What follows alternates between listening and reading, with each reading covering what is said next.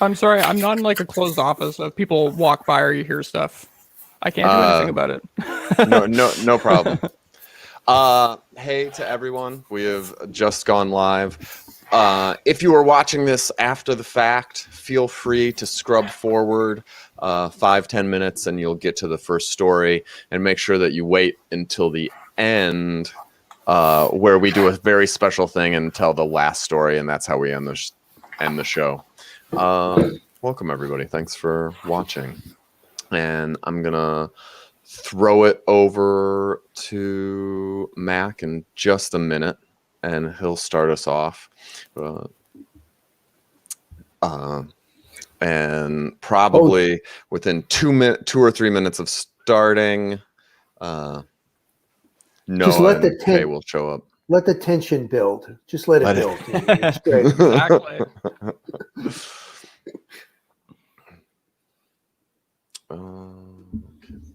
I need to run over to Facebook and share it into my feed over there too.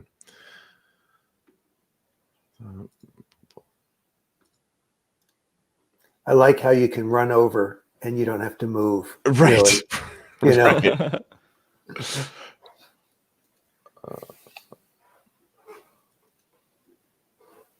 There we go.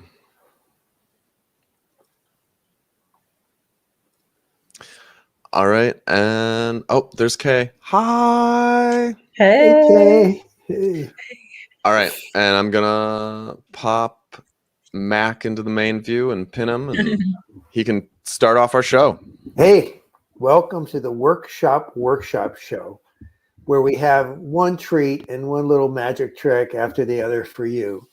My co-host and the producer of the show is Daniel Andrew Boyd. He can tell who he is, because he's waving, but he also is the guy with the real headphones. All right, Redbeard, I think you're like, you're sort of putting him to shame, and the real microphone. So, Dan, back to you. Yeah.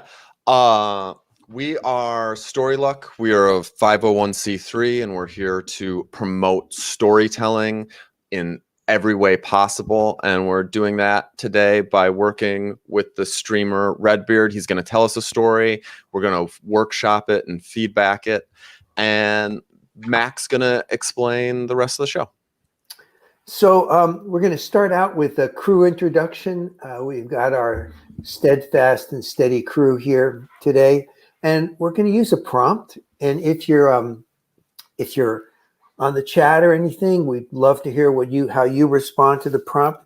But the prompt is share a moment in your life, either as a mom or being mommed by someone that somehow stands out for you. And I think I'm just going to call on you individually. I think that's the easiest way, but please unmute yourselves. You can comment on what people in the crew are saying or what you notice in the chat, okay? Kay, are you up for starting? Yes. Mac, I appreciate that you use the verb mommed. If you've been mommed by someone, I'm not sure if I've heard it used that way, and I like it. I got an opportunity to share the whole weekend with my mom this past Mother's Day weekend, and we binge watched all installments of Final Destination. I don't know if y'all are familiar with that movie series, but it's essentially about whether or not you can cheat death. But it's very gory. It's a lot of fun, and I never would have thought my mom would have sat through one of them, and she's like, "Let's go." That was an awesome instance of being mommed. When your mom surprises you. Susan, you have one. So the one that came to me was like the hardest time being a mom was when I had to let go control because my son was 4 years old. And he needed heart surgery to put in artificial aorta. And I just had to let it go into God's hands. And it was the first time I realized, like, he's not mine. You know, I don't have control over everything. Wow. Whew. Dan, Whew. All right. Now I'm gonna preface this and say, not my mom's style of momming, but I got mommed the other day. I was running around the lake with my dog, and my dog zoomed after these Canadian geese and, made them fly into the lake. And this woman was like, "How dare you? Those poor innocent geese." And I had never come across, and she just gave me a little bit of what for. I had never thought of it that way before. The idea that these geese could possibly be traumatized. You're in the way. Beep, beep. I want to add on to that. Like, I had a Sheltie and we lived on a lake, and it was like my most joy was to watch her run those geese over the lake. And we did it almost daily. So I didn't know that it was traumatizing either, Danny, to those geese. Probably like as a highlight of their day when something actually happens like that, Well, Redbeard, are you willing to jump in? Yeah, I don't know. I'm really close to my mom, so I got lots of stories, and I was kind of a train wreck for the last part of my teenage years, so in my early 20s. But my mom was very, very supportive the entire time. So when I think of being mommed, I remember coming back. One specific memory I have is coming back from a party at like 1 a.m, and I hadn't warned her I was going or anything. I just like told her like, "I'm not coming home tonight. I'll be home later." And she was like, "All right."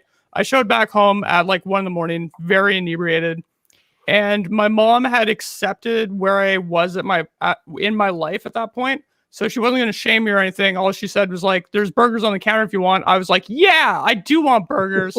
And I very enthusiastically grabbed a burger and sat down with her and my brother, and they were watching, I don't even know what movie, but it was very nice being like, just giving that warm environment to be in no matter like what I was going through. And she did that throughout my entire life over and over and over again. But that one memory is like what I think of when I think of those moments. Wow. Nice. That's pretty powerful. Yeah.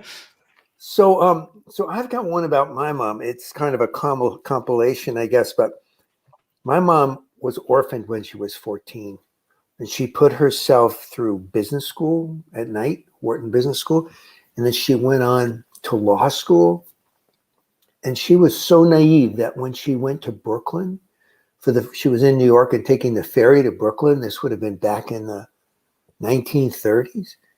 She thought she better get something to eat in Manhattan because she didn't know if there'd be any place she could go and get something to eat in Brooklyn.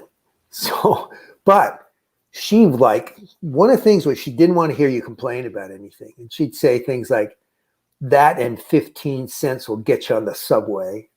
Or, "That's just pity about you. It's just pity about you." She had to sort of make it on her own, and she had no truck with me complaining or my brothers complaining about anything. Noah, are you willing to jump into this prompt? Can you hear time when you were either as a mom or being mommed in your life. My friends are always telling me that I am big brothering them, and I'm sure Dan can testify this. And I am the oldest of my siblings, and so I do always feel responsible that everyone get through whatever alive and perform whatever task they have competently to the world's satisfaction. So that's very much a mom role, really. Dad role too, but yeah, you've got a bit of mothering in you, it sounds like. Yeah. Great. Yeah, and just to people who are watching this either after the fact or people in chat, well, if it's slowly coming to you, just you can throw it up there and we'll highlight it. Can you share a time with us that you've been mommed or you found yourself momming someone else? All right, thanks, Dan. So we're going to move on and just give you a sense of what's happening tonight. You're going to hear two stories tonight. And This is unusual in that not only are you going to hear the stories like in a storytelling show, but you're going to have an opportunity to watch the storyteller respond to feedback. And you'll be in the chat. You're welcome to give feedback as well. The crew will give feedback, and that can be suggestions, ideas, comments. And then the first set of magic happens. Redbeard, or myself, you got a little time to try and integrate that feedback and tell the story again, another version of the story based on the feedback that you want to use. After that, Dan's going to do a lesson tonight, which I think he's got something special planned for tonight, probably because it's Mother's Day and he's momming us a little bit. And then the second teller is going to tell a story and have a chance to get feedback and retell it again. And at the end of the show, there's a real special magic that happens that I've never seen in a show like this before. And we'll fill you in on that a little bit later, right at the very end of the show. Takes us out. So Dan. Awesome. I'm going to read it out loud. Sonic Blaze was taken home by the police after being drunk. My dad was disappointed, but my mom wasn't happy, not by a voice, but just by her look. Mhm. And I think we've all been there. Mom. The mom has a special look. Yeah, so the first thing that we're going to start off today is we're just going to kick it straight over to Redbeard. He's going to tell us a story. We're going to chat about it. There's something that we always forget to say before we go into these. And I'm going to riff off of it with everybody and see how much we remember. Sometimes the feedback will be very direct and it'll be like, those guys are so mean. We are not mean. We're friends with everybody here. And, you know, Redbeard understands that he's the arbiter of his story.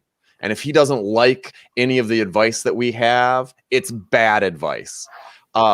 Your story is your story to hold, and we're here to help it.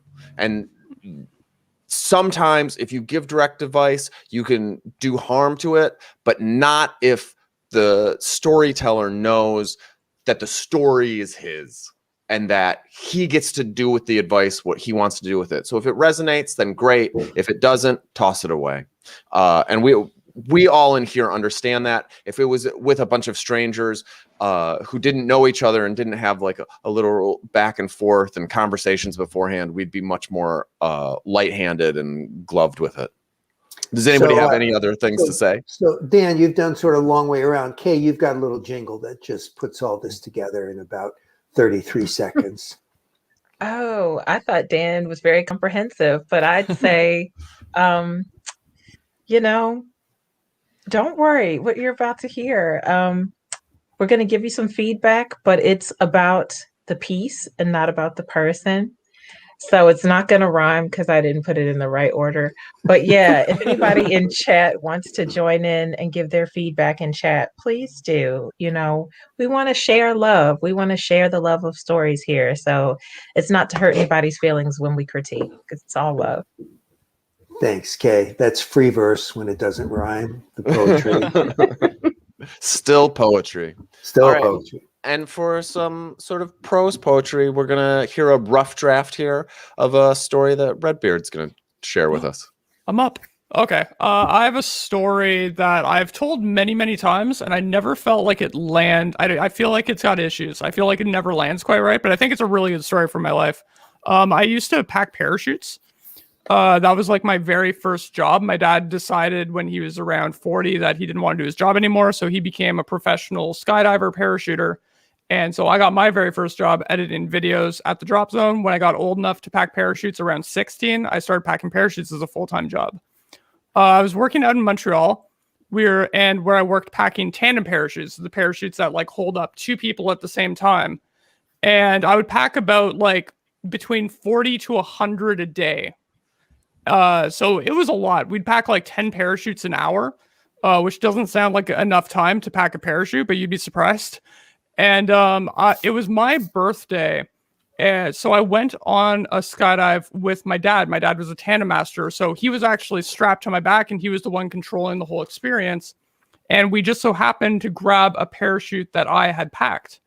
So we go up in the plane, everything's going good. This is my second jump, so I'm not that nervous about it. So we leave the plane, go through free fall, everything's good, open the parachute, and I feel that something's a little weird. And I look up and the lines are twisted, and I feel my dad kicking for a bit. And like I worry a little bit more that I knew I had packed this parachute and he was going to be mad that it wasn't packed right. He kicked out of it and we were fine. I looked up, I'm like, did we just have a malfunction?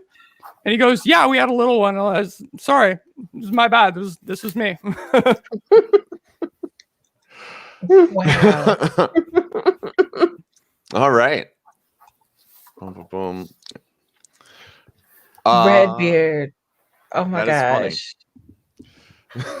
Wait, I just have to ask, sir, did you know that you introduced this story by saying this story never lands quite right?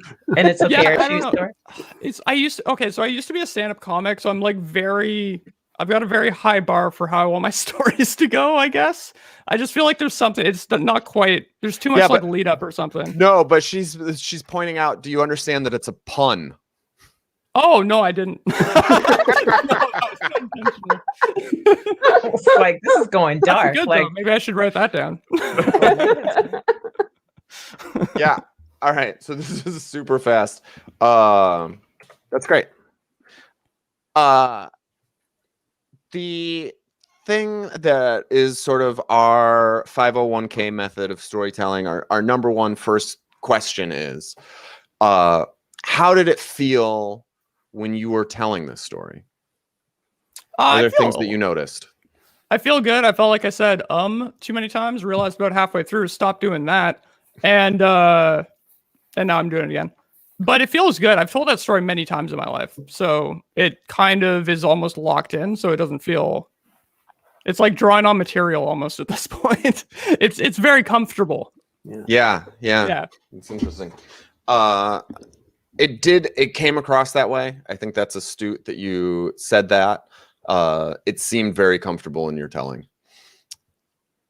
Let me see some things that I thought about it. Yeah, one thing that I'm going to talk about just briefly in the lesson today is first lines.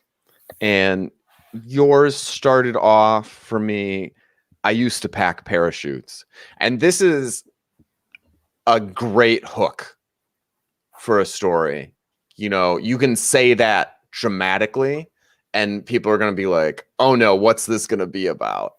I do think that her comment is humorous. I also did not notice that it was a pun, and certainly is fine to use also. Yeah, I'm going to open it up to other people to jump in. So, Redbeard, I'm going to jump in here with you. Sure. I thought it was, I think it's a potential, as a story, it's got a lot of potential. What you really gave us was an episode. You gave us, this thing that happened once. And I think there's some things to think about to kind of let yourself kind of go with this story. One is, I know you, if you were packing 10 parachutes an hour, you know everything about parachute packing and skydiving, etc. You got to assume the audience knows nothing. Yeah, that's yeah. So if you can give us more information, like, what the process is, what do you mean when you say your dad's a tandem master, etc. And the second part, so that's just one thing, and you've got that info. I'm sure you got all that information, but don't be shy about taking us in. And then the second thing is, there's you and your dad, and it would really be helpful to start to know him and you better as a character. sort of exactly how old you were, what you were like, what you were called. Did they call you Redbeard? You know, just details about you and what you were like and why you could be trusted to do this, and details about your dad, what kind of guy he was, and then take us down on the whole thing. Let us land in what was said afterwards. I think those two things would make it much more of a story. Okay. Yeah, because this happens in the air, right? Yeah. Yeah, I think You didn't give us any, like, he kicks out of it, but I don't even think in this version it's said everything is fine.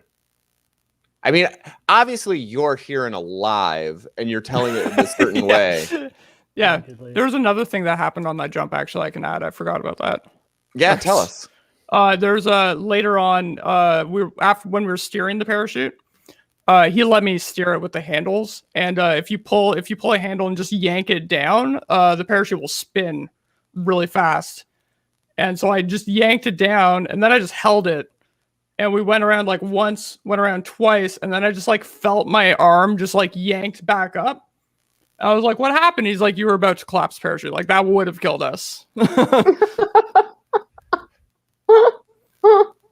Yeah, so those details. I mean, think about details. Think about, like, I would like to feel like I was up in the plane, and then I was with you guys as you were falling, and then I was with you when you landed. I mean, not really, because we've been a hard landing without a parachute. But do you know what I'm getting at? So just take us with you. Yeah, give it like more details. Feel free to take my time more. Oh yeah, take your time and take us in. Yeah. Were you scared? Never. Never. No, well, that's one of the things, like, that's interesting. And I didn't think that you were, but where does that come from? Is that just because you've jumped so many times? I had only jumped once, but by that time I had seen like at least 10,000 people jump and be fine. And maybe like 3 get hurt. Redbeard, can I ask, how many parachutes do you think you packed personally before this second jump of yours? Before that second jump, I'd been packing I think that was the second summer, I'd been packing parachutes, probably like averaging 30 a day, 7 days a week for 3 months. So like thousands. So to your knowledge, nobody was hurt or injured in the making of your parachute packing before then? I'd had 2 not open at that point, 1 or 2 not open at that point. No one got hurt. Just to be clear, there's 2 parachutes in every parachute. There's a backup one when you're hiring 16-year-old kids to pack your parachutes, you have a 30-year-old man who's done like an extensive course pack the second parachute. Yeah, this is all interesting information. And I think, you can do something with this and make it sort of the things we carried style. You can get a lot of these numbers in here. So because you're already using that, I use 10, I do 10 of these an hour. You're kind of like setting up a master. So getting in those details in the beginning of what does that even mean to do it? Jerica B on YouTube asked a question. How much did the lack of fear come from just having complete trust in your father? Was that a part of it? Or you were just like, statistically, there's no way that I'm dying? No, that was definitely part of it. I definitely had a ton of trust in his ability as a tandem master for sure. Yeah. So how many like jumps is he doing? He was doing like probably as many as I packed or more a day. So like probably 10 to 15 jumps a day at that point, 7 days a week for 2 summers in a row at that point. Except he did even more. I think, I wonder what they keep these jump books where they actually keep track of every jump they do. Like every skydiver does this. I think he hit 10,000 or like, I can't remember. They always celebrated milestones. Yeah. Yeah. That's cool. I think for storytelling, it's fine to be like 10,000 and get the get the real number later. Yeah, Uh, for sure. You know, I should ask him. nobody in the audience is, you know, that's one of those things, truth versus the facts. You know, the truth is he did a lot. And so we don't, in the story, you don't need to mince a lot. Boom, boom, boom. So here's a question then. Now that we've talked about it, because it's not a story, and maybe it is, and I'm just still a little not getting it, but it seems to me that it's not a story about life and death. Like, that's one of the most interesting things to me about this. Is most parachute stories that I've heard, and I've only heard a couple, but they do like pop up from time to time on like the storytelling scene. They're always dramatic. I could have died. Right. Yeah. Or they're super triumphant. I thought I would never do this. And then I got up and I was scared and I did it anyway. That's not what's happening here. So if I asked you, like, what draws you to this story, do you have an answer for that? I think because okay, so the first thing I think that draws me to the story, I mean, it's jumping out of a plane is pretty memorable, so I'm not gonna forget the second jump, even though it wasn't like as impactful as the first jump, because that's terrifying the first time you jump out of a plane. But I think more, I just like the reaction it gets out of people, and it's because it's playing on that like other people see it as like the life or death thing, but I knew I was never really in that much danger, and it's just like a funny story to tell almost for that reaction, right? Yeah, that's interesting. So it's the surprise that comes from through this like very I don't know what the word is that I'm looking for, but like matter of fact kind of telling. Yeah. That's the kick you get. But also it's sort of contracted with, it doesn't land quite right. Yeah. Right? So it may be not landing because people are so confused at the way you're telling it versus what's happening. Right, you're subverting expectations, and so people don't know how to react at the end. Yeah. And so, I think that's why, like, like the climax of it is like when I'm like, oh, it didn't open, it twisted, and then it feels like everything after that kind of doesn't matter. Because like, I don't know. Right. Yeah, exactly. Then the stakes get deflated. All right. So there's two things. We have an answer. Yes. I wanted to build on something that was said about, we don't know anything about packing a parachute, and it might work to sort of go over that and like give us a little walkthrough and explain to us what can go wrong, what you can do wrong and what the consequence of that is. And I mean, it depends on how you want to tell it, but that would definitely play into that, building this expectation that it's going to be a life or death story. And the other thing was, your dad, like you sort of offhandedly mentioned that your dad had a midlife crisis and he decided to go into the parachuting business. And that might be interesting. And, he just drafts you into the family business. And so, that's a piece of that relationship, which I think I was very curious about in the story. That, because you told it so quickly, you didn't go into that, but that would be interesting to me. How did you feel about this transition in your dad's life? And obviously now you're a part of the family business, et cetera. And then you hit the part where like, I trusted my dad. He knew what he was doing. And I sort of perceived that as well as you were telling it. Yeah. So one of the things that we say is the answer to that dissonance that comes about from subverting expectations is people like stories that subvert their expectations, but they just want to know ahead of time that that's what's going to happen. So set the expectations at the beginning. Like, if you just tell people what you think is going to happen isn't going to happen, that goes a long ways to easing them into it. I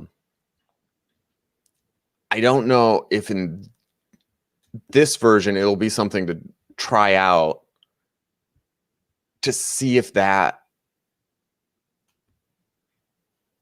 does that murder the surprise if you give them even that? I don't think that it will. Do you think I should include the part where I almost like collapsed the parachute later on? I think that Or is that too many things going on? Yeah, no, I think that's great. Yeah, I would add that. And then there's a question of, in this retelling, how do we end it?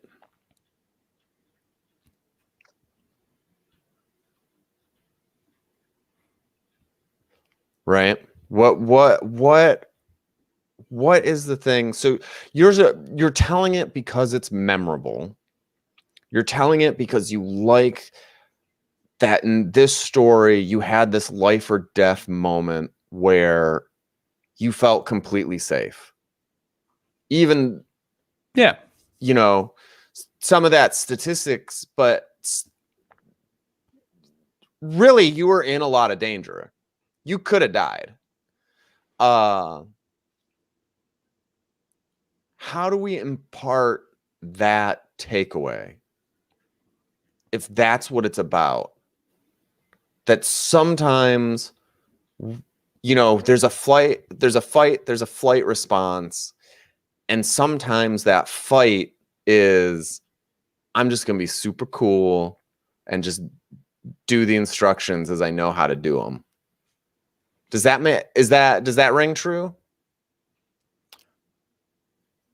Yes, I don't think I was ever in fight or flight for it. Like, I don't think I ever panicked. Right. Like, at least not like, no, I don't think I ever panicked because the parachute like opened, but it was twisted. So we just like unspun. So I was never like worried it wasn't going to open or anything. It's like, how do I put it? If you hold up a basket up with 4 strings and just twist it, it's just going to like unspin. That's basically what happened. Mm-hmm. Okay. So I was like never, no, there was no moment I was concerned. So I guess, I think of a couple places where you could land this. And one would be to let us know what happened with you and parachuting and packing parachuting. Do you still do it now? Is it still important to you? Or do you got the other character, your dad? What happened to him around this? Did he go on? So that we have a sort of, how did you go, did your paths cross and stay crossed for a while, or did it end at some point? Or so you could take us just into the future or in after that incident or now even, because I know that's what's got me hooked is these two characters, you and your dad, doing this unusual thing together. If I can jump in one more time, in the comments, Sonic Blaze said, I hope to feel more connected to Redbeard's story. And with Noah's comment about your dad, I am so curious about that. Redbeard, one of the things you said was, oh, I know this parachute I grabbed was the one I packed. Is my dad going to be disappointed that I kind of messed it up? Obviously he's the master packer, so we've got a good chute, but it's like, darn, like, ooh. So it really felt like this was a story about you and your dad. So if you could zoom in however you want to, you've already gotten all this feedback about how you might be able to do that, hearing about why your dad switched to skydiving instructor at 40 and stuff. If you can take us into the emotions that you felt to put us there with you and your dad, I think that would make your story land.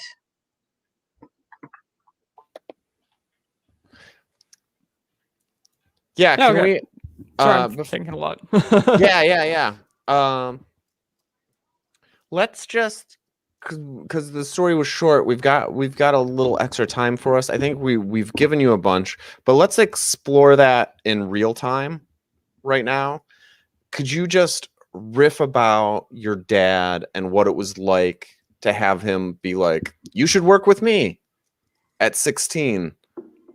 Yeah, for sure. It was even younger than that, actually. So my dad, okay, so I'll start at the beginning to have more information, make a longer story.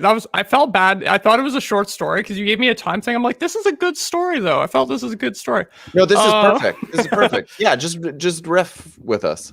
Yeah, so my dad, basically what happened was he went bankrupt when he was a contract worker at the time in working in IT for the government, and the government stopped hiring contract workers for like a long time, and he went bankrupt.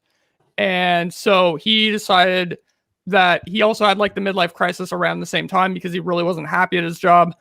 So he turned and went fully into skydiving. I think a friend of his and him went skydiving together for the first time. They both got super into it. His buddy ended up not doing it after like a year. My dad did it for the next like 5 to 6 to 7 years.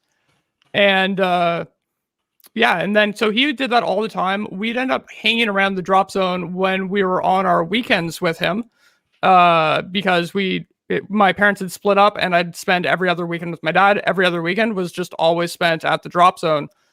So they already knew me from when I was 12. When I hit 14, they were like, hey, you can edit videos. You know, you're good with computers. You're a nerd, right? You can edit videos in the back room, in the dark little room. And I was like, yeah, sure. So I did that for like 2 summers. When I hit 16, they're like, you know what? Now you're old enough. We can teach you how to pack parachutes. And I was like, I don't think I should be doing this. And they're like, no, it's fine. Don't worry about it. So they taught me how to pack parachutes. I learned how to pack my first parachute in my kitchen. My dad showed me how to do it, just laying it out in our kitchen. And that's where I my first parachute I packed, he jumped with, and it worked. So that was good. And yeah, so I did that for a couple summers at least, while also video editing. And then after that, my dad I think he moved to Montreal then, because that's where the largest parachuting place in Canada is. So he went where the business was. And I went out with him for the summer, and while I was like with my mom during the school year. So I just went and packed parachutes there, and that was when the crazy high tempo packing started. And I realized that you could pack a parachute in 10 minutes, and it didn't always have to take a half hour to 40 minutes. And yeah. And basically, you guys talked about like why I should be trust packing parachutes. They give no regard to skill for the people packing the first parachute. I watched other packers come in after partying all night, probably too inebriated still to pack parachutes, but they did it, and there was never a problem. All right. So, that's a thing. That's a thing behind the curtain that you now know. The never a problem being, I saw the first parachute not open 3 times. Yeah, so, I saw that happen. There was one time that was really scary. Sometimes a problem. Yeah, there was only one time that was really scary. All the other ones, the reserve worked properly. One time, the reserve parachute didn't work, and the guy could only turn right the entire way down, and he managed to land safely with that handicap. Yeah.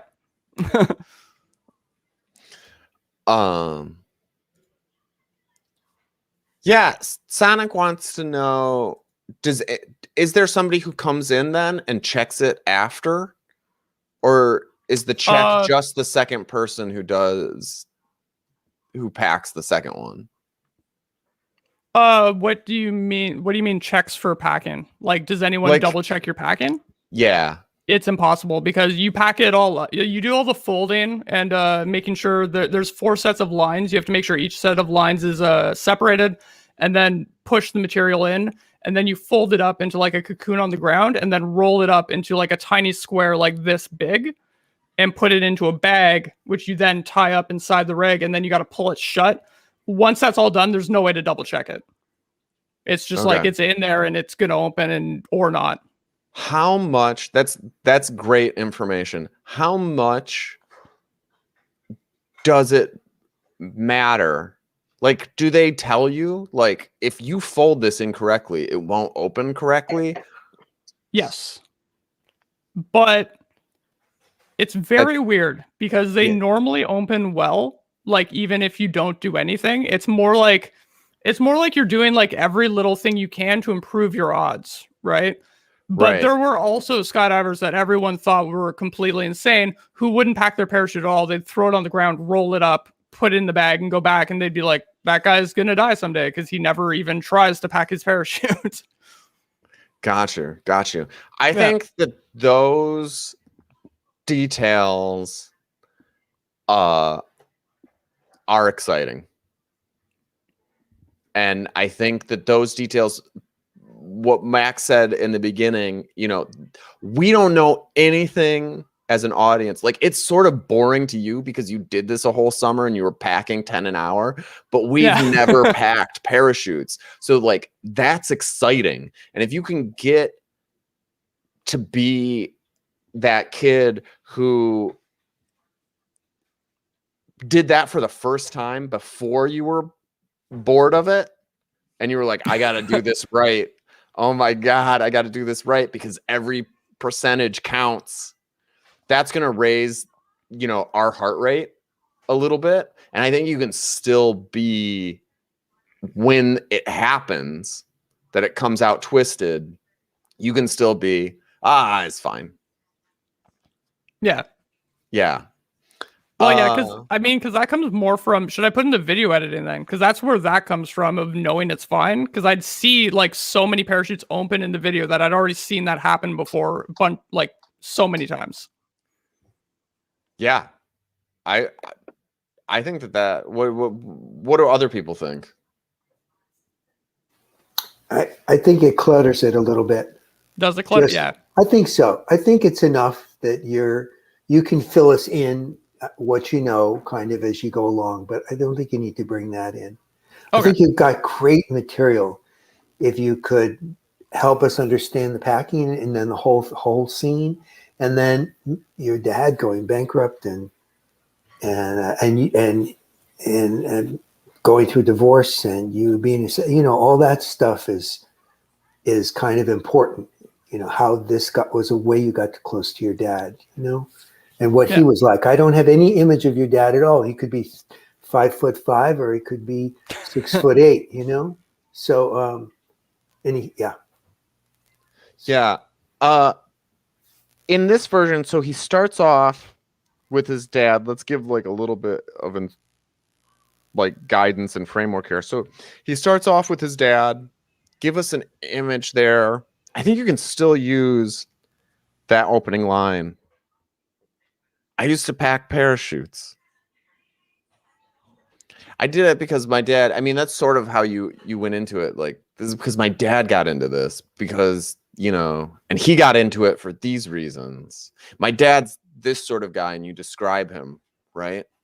And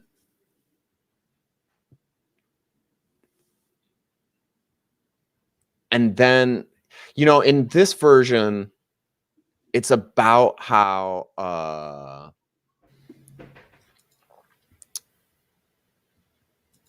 it's about that relationship. Does that pull it too far away from what you were thinking the most important thing was? Yeah, like, yeah, because I don't think my dad, well, yeah, I guess my dad and my relationship is important for it, because you don't know what reaction to expect from him. I don't even think I said how he reacted when I first told it. Yeah, He's kind of like, is this a funny story for him now? oh yeah, definitely.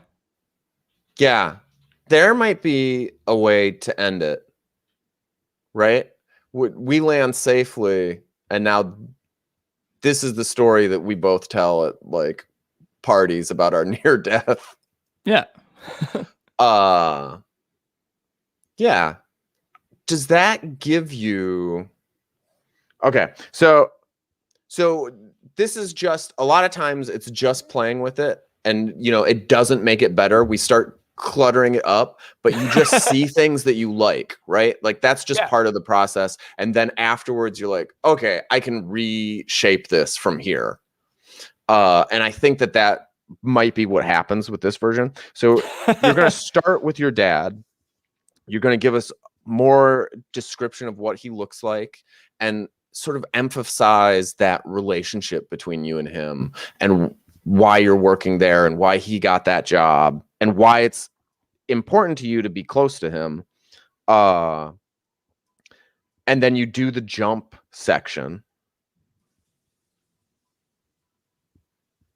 And, I think that there's room in there to just be like, you're never as close to someone as when you're about to, when your shoot fucks up. And talk about that safety, give him a little bit of that. I know he'd jump 10,000 jumps and there's a calmness there. And that's why I'm telling this story calmly, and then land us somehow explain that we're all okay and maybe give it to us and just say, this experience worked. Doing stuff with your family brings you closer.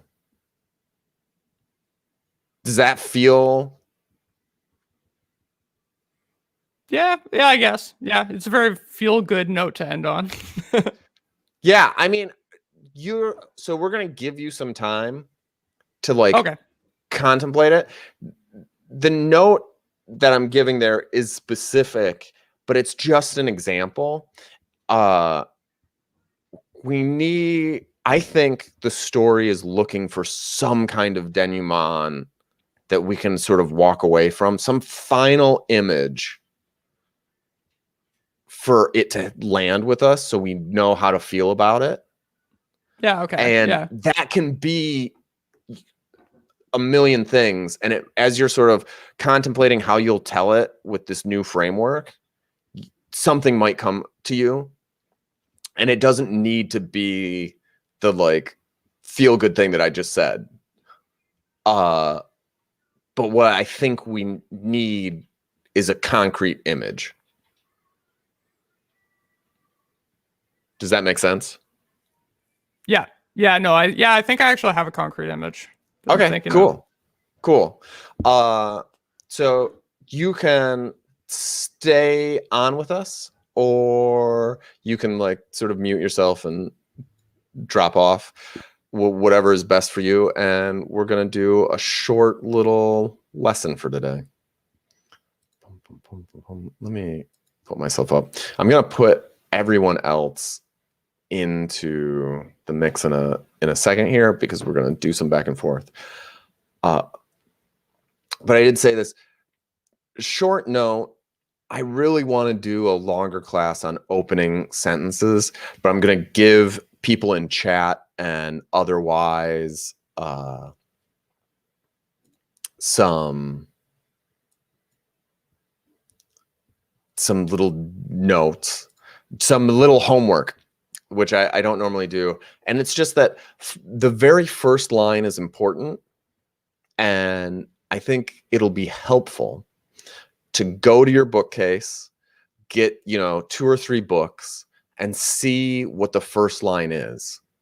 And throw it up on your Facebook, throw it up on Twitter. Feel free to @ us.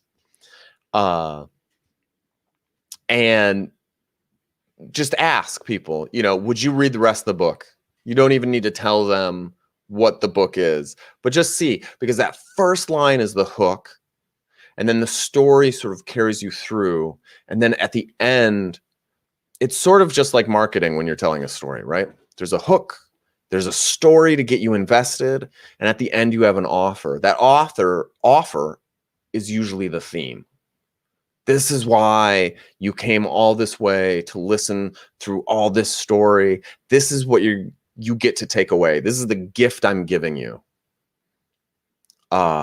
The insight I found. Sometimes that insight is, ironic. The main character doesn't see it, but you see it. Sometimes the insight is, any number of things, but people don't tell stories for no reason. It's to impart something to the audience. So that first line, if you don't have a really good opening, it doesn't carry you through the story. People shut books. So that's just something to think about. And we've been doing this now for a long time. And thank you to all the people who have stayed with us. There's some people in here from early beginning. And let me see. Hello, and some new people. Hi, Triple B, yeah. Sonic Blaze, thank you. Kickster is always in the chat. Susan, being kind. It's our Susan. We're gonna just ask some questions from you guys and from the crowd of the crew. Let's boom. There we go. Dan, Yeah. I got one thing. I just thought of a really good line. Yeah. Redbeard story. Okay. As me and my dad jumped out of the plane, I hoped I'd packed the parachute right. I like that. Yeah. You Yeah, don't that's have to good. use it, but I was just thinking here, whoa. Anyway, okay, now I'll get back in line. It's okay. Yeah. Sorry. No, that's great. Okay. So, Kay, we're doing a little bit of a review episode because Kay has some life stuff, some exciting things that she is moving on to in the world of Chardonnay and other kinds of wine.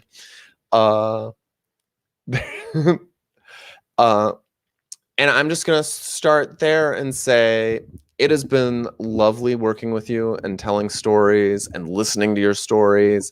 And last week, I got 3 phone calls from my Aunt Kathy and my parents and from Adam, who comes in and listens all the time. And they were all like, that sucks. She's the best. She's the best one in the crew. And in our discussions, when we introduce everybody, we say that you're the tender heart. And it really has forced me to think about coming to stories and storytelling with empathy. And I don't feel like I might have thought I was doing that. I might have said that off the cuff, but I am way more careful for having known you and known this experience and have you point things out to me. And I just want to say thank you. Thank you for working with me. And I'm going to pop it over to Mac and then Susan and then Noah. Okay, I can't believe that we're going to be doing this without you, though I hope you do come back every once in a while. But I have loved your stories, and I've loved your feedback and your comments to people. And there is also just something about knowing that you're a competitive athlete and how that kind of fits in. You have a really interesting mix of situations and things you've done with your life. So it's been a real pleasure. Thanks. Thanks for sharing this time with us. Okay. I'll try not to cry. I'm going to miss you so much in the storytelling. You're gracious and kind and insightful and thoughtful. And your stories have so much detail in them. And they're such a delight to listen to. And I've learned a lot just by listening to you and your stories. And also, like Danny, I've learned a lot about just being empathetic and gracious and kind. And from the bottom of my heart, I'm going to miss you so much. And please come visit us again. So I agree with the assessment that Dan has received, and I think I told him as much. You are the best part of our show. Sorry, Dan, you're the ringleader, and Mac, you're the co-ringleader. And I want to echo what everyone else has said. You bring empathy to this show. We've had a lot of stories that were difficult, and I think you're part of the reason people feel comfortable to bring those kinds of stories. And I've definitely learned how to give feedback and how to receive that kind of emotional weight. And I think you've left a definite mark on this show. I think it is a space for those kinds of stories because of your presence here. So thank you so much. And we are going to miss you. And we do hope that you come visit us. Maybe you can be a feature sometime. Thank you, Noah. Thanks, y'all. Hugs through the internet. Yeah. Hugs across the internet. Oh my goodness. You can say anything, but don't feel like you have to say anything. Mac, I hope that, like, if there's anything that's gotten better about my storytelling, it's a reflection of listening to you and your feedback and your like advice behind the scenes, because we sent a couple of emails. I've appreciated like your poise and your ability to like pull together some really insightful advice for folks on the fly. And Dan, I'm going to save you for last. Susan, I met you way back in the days when we were in this theater. And I guess I'm not even going to name drop the theater, but like back in the days when we were selling T-shirts to raise money to incorporate the 501c3. And yes, like your storytelling has come so far and has moved me so much. I think that you tell stories that just like hit so hard and make me think. And I appreciate that. Noah, you have the ability to make me laugh so consistently with your stories, even when I think that I should be concerned about what's going on. Like you find the humorous part of the moment and you bring us to that moment. And I love that because sometimes you need a little levity. It's a freaking pandemic. You need to chill out sometimes. Um, Dan, like you've been my homie for a long time, sir. I appreciate the research that goes into the lessons that you bring. And then I also appreciate the way that you just like give people a new window to see the story that they're telling. Like they bring it to you saying, hey, like help me polish this. And I think that you do an amazing job shepherding them through that process. So Redbeard, I don't know you, sir, but thank you for sitting in for this, my last show. No worries. Thank you for the advice. Officially. Yeah. All right. So there's time now for one extra round of us going around. And I just want to ask, because this is sort of an era for us time-wise, what's an aha moment that you guys have had coming through this? What's one thing that you were like, oh, I really learned about this show? And I guess I'll start. And we're probably all, because this is what we're thinking of, but Noah hit on it, and I'm going to talk about it more specifically. Is there was one show where a woman told it was really early on. She told the storyteller Abigail, who's a friend of mine. She came on. She told a really tough story about her life, and after the show, Kay had a talk with us and was like, that was a tough story, and we gotta hold space for those when those happen.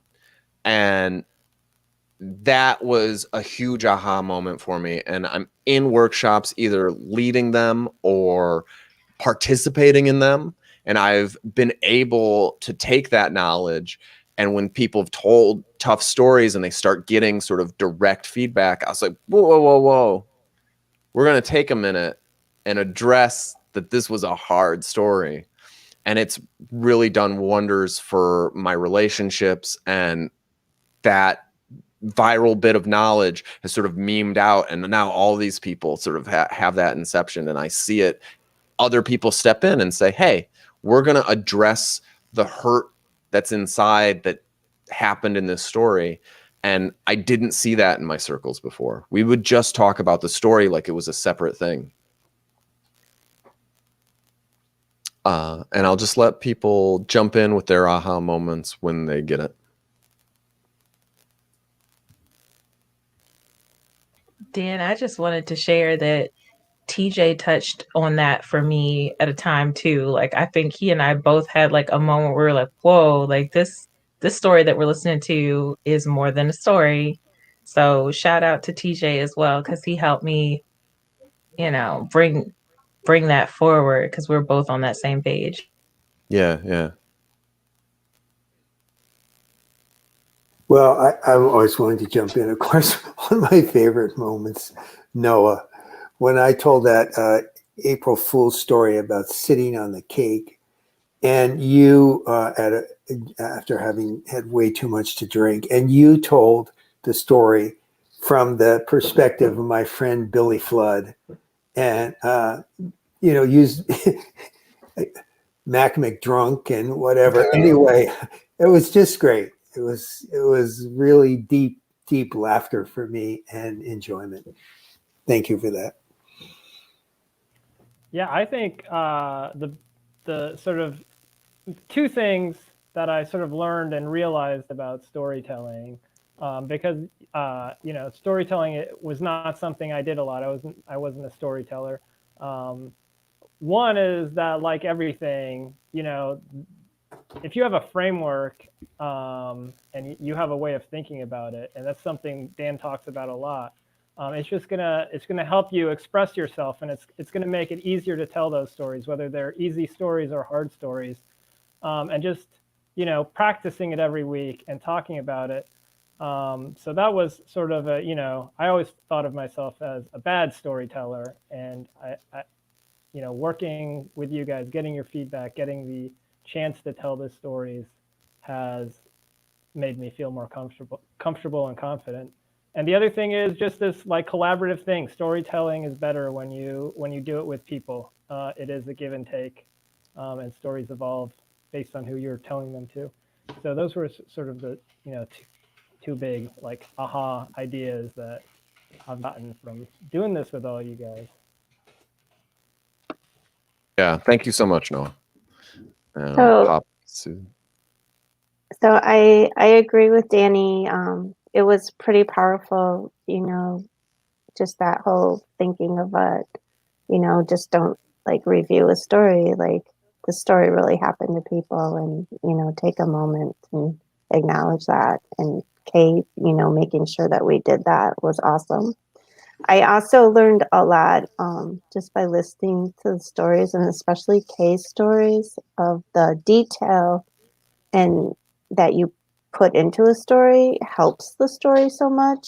I didn't really tell my stories with a lot of detail, and I'm trying harder to do that. And I can even, like, when Kay told the story about playing croquet, like I can see the lawn in the croquet. She made it almost like you were there, and I still can remember that. And the same with her sitting at that table, like just looking at that food that she wasn't going to eat. And I can just like be right there with her with all that detail, and I'm going to try harder to do that too. So thank you. Aw. Thanks, Well, Susan. yeah. Thank you everybody so much, and that is 15 minutes of lesson right on the dot, for some value of lesson. Redbeard, how are you feeling about giving it a go and trying to tell the story with a little more meat on it? I can try. All right. I'm down. Very cool. I'm going to cue you up and pin you, All right. and go right ahead. All right. I used to pack parachutes. When I was probably around 12, my dad decided to start skydiving or parachuting all the time as a career. He did this because he was a contract worker for the government, and the government stopped hiring contract workers for a long time, and he went bankrupt. And my mom and him divorced, and so he had a bit of a midlife crisis, to call a spade, and he went full on into parachuting and skydiving. So on every second weekend, I'm gonna stop you right there. Tell me, how did that make you feel? Did you feel that as a kid? Did that hit you? Yeah, definitely. I didn't. I thought he'd gone crazy. I thought he was doing a bunch of dumb stuff. Okay, that's great. Go on. So I should say that as part of it, though, eh? It'll be up to you as you redraft it. But yeah, I think that getting a little bit of you and your psychology and being like, these things happened to my dad, and what I felt was that dad went crazy. I think that helps us get to what Sonic was saying in the chat. That helps us get to know you and helps us get closer to this story. Yeah.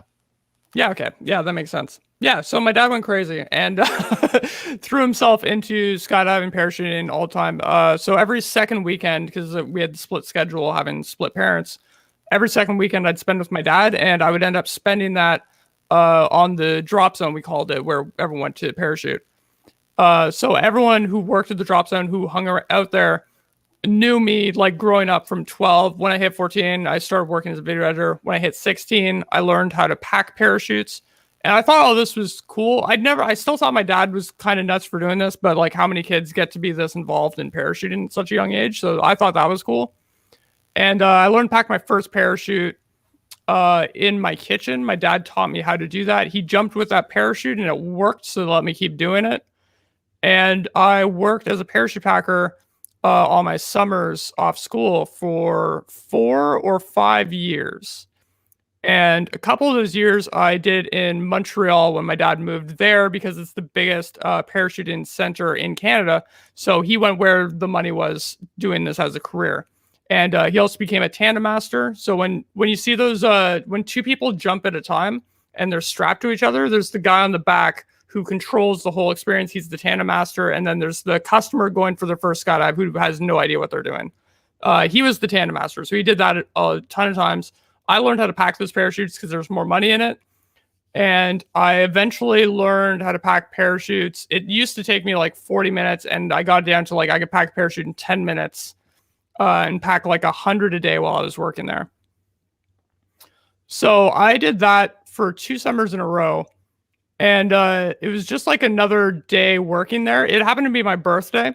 So I knew in the afternoon I was going to go on a jump with my dad, and he was going to be my tandem master. I was going to be strapped to his front. But I worked in the morning. I'm going to stop you. The Kay's just said the added details are great. I want you to get into there when you're going into the tent. I'm getting 100 in a day. Get that in, that they can't be rechecked. Yeah, I was actually thinking of doing that as part of my work for the morning. Perfect. I was going to go into the detail of the parachute packing a bit. Yeah. Perfect. Yeah. So so I was working that morning, and I was going to jump in the afternoon. So I was going through the packing of the parachutes. In 10 minutes, you'd have to organize all of the line groups. There's 4 line groups. Make sure all of the material is pushed inside in the right way. Put it down, cocoon it up, and then twist it up so it fits in like a size about this inside the case of the parachute. And then you'd strap that all down and lock it up tight. And then the next time it opened would be in the air, and hopefully it worked. And if it didn't, there's always the backup parachute, which they didn't let 16-year-old kids pack. That was packed by people who took many courses that cost lots of money and really knew what they were doing. But I was packing the whole morning. And then it turned out that when we went to go on my jump, I realized my dad had grabbed one of the parachutes I'd packed in the morning. And I was like, hey, I packed that one. He's like, all right, cool. Let's hope it opens. And so we go into the plane. We're laughing, joking around. Sorry, do you have something to say? No. Okay. I hope it opens. Yeah. And we go into the plane. We're all joking around, laughing around.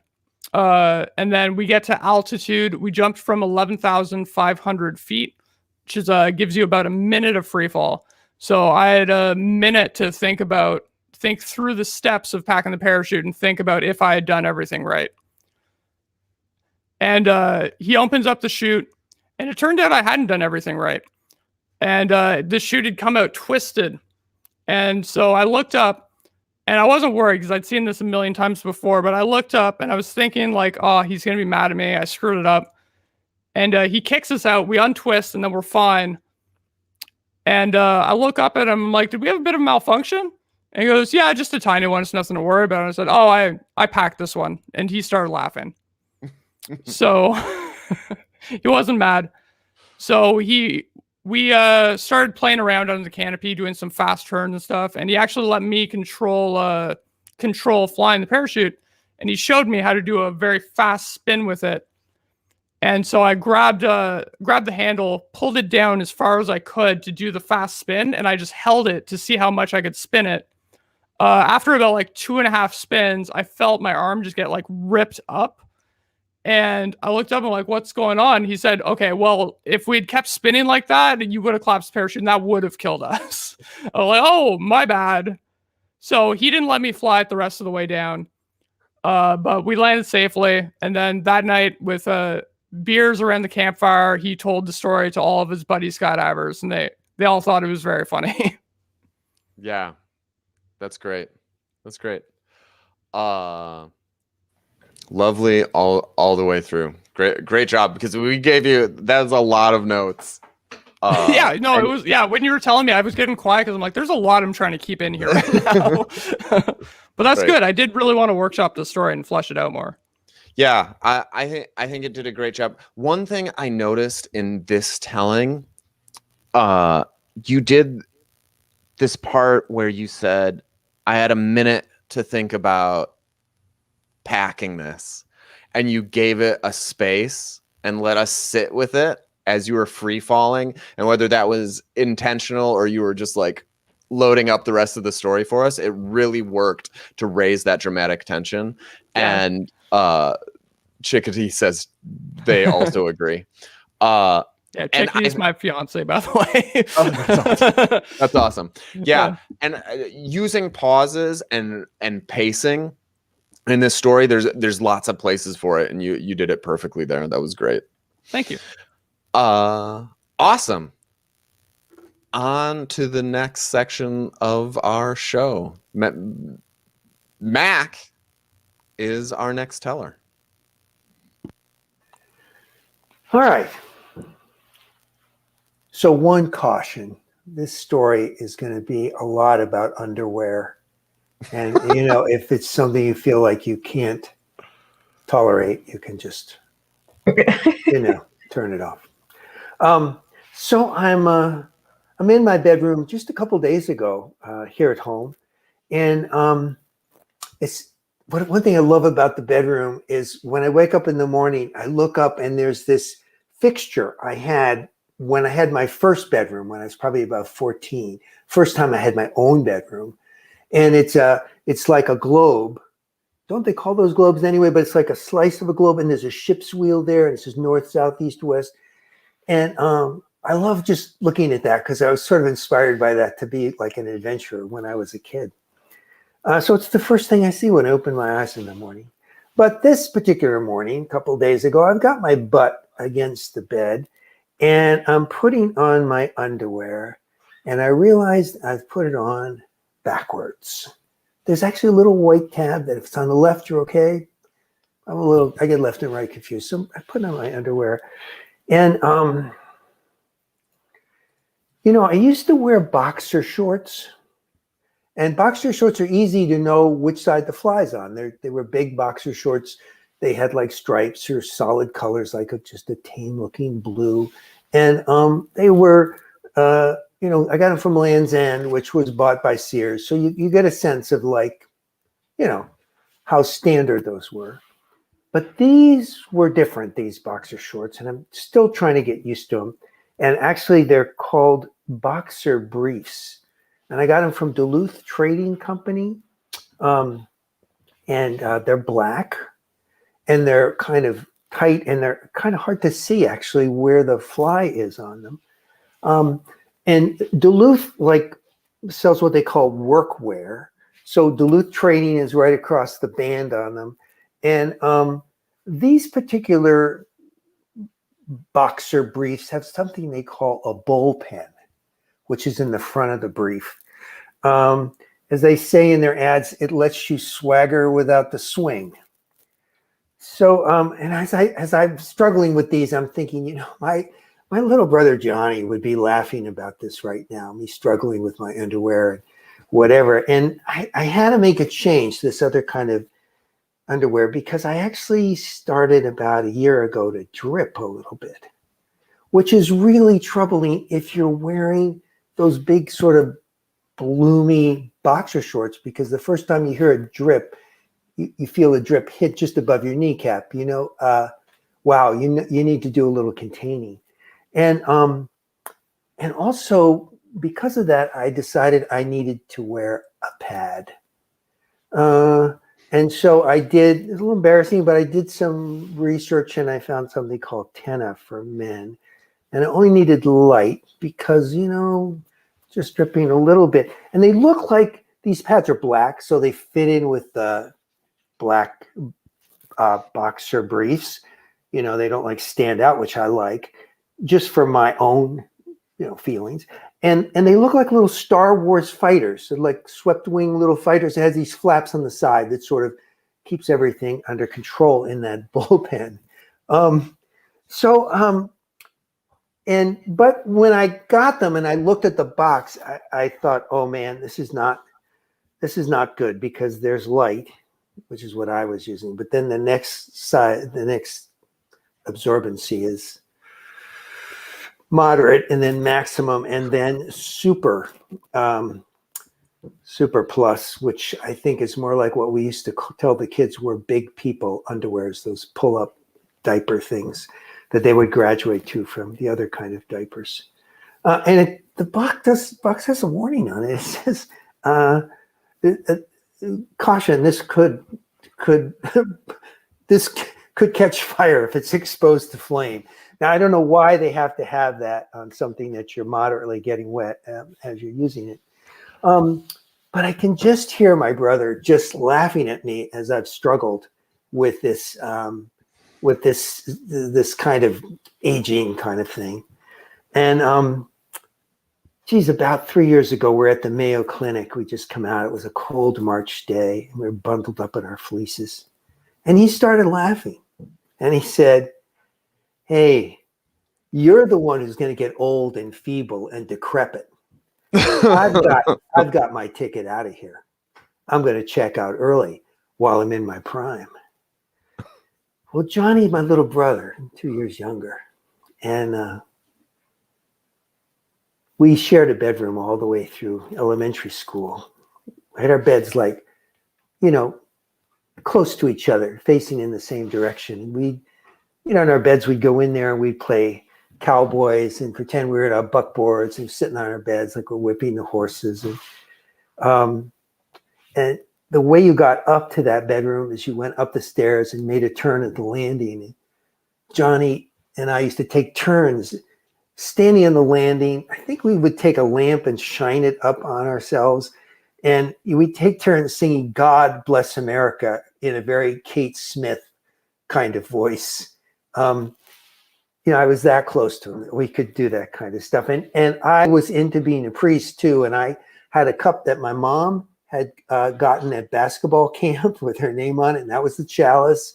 And then he would actually kneel there as I was the priest, and I would give him Necco wafers for communion. He was kind of fussy about not wanting the black ones, but he liked the white ones and the pink ones. So